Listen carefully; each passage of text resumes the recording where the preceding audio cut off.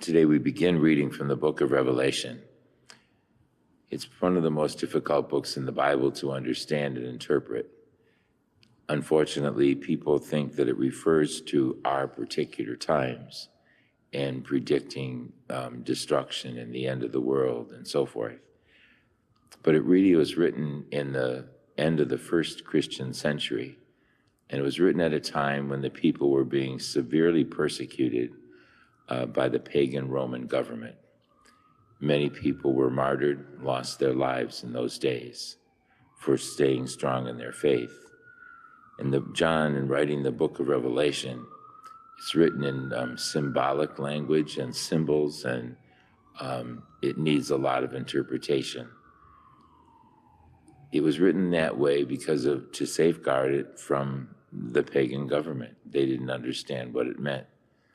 But when you go into all of the symbolisms there, it starts to make sense.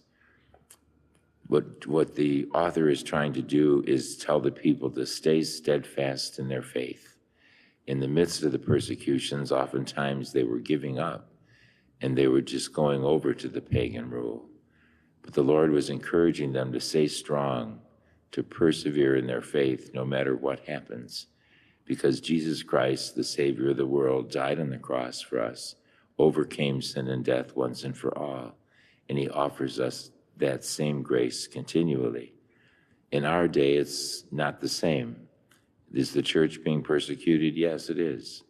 How much fight we have had to have in the last couple of years just for religious freedom, when the government is trying to force our Catholic hospitals and institutions to do things that we consider gravely immoral, like abortion. We cannot do abortions in our Catholic hospitals, and we can't pay for it with our insurance. It would be giving in to something that is so totally wrong. And so the church has to remain strong. We've been persecuted for it. Many adoption agencies have been closed down in the Catholic Church this year because of that. And so the message for us from the book of Revelation is be steadfast in your faith.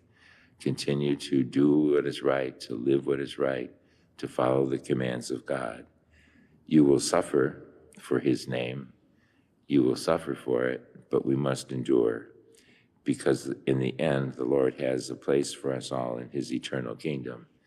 And so it's difficult, and it's very subtle in our time. But we have to be sure that we stay strong in what we believe and continue to pray for the freedom of the church to live as the gospel teaches us. The book of Revelation, as we go through it and try to understand the symbolism, will make sense in contradicting the evil that we see in our own society. Let us stand and offer our prayers and petitions.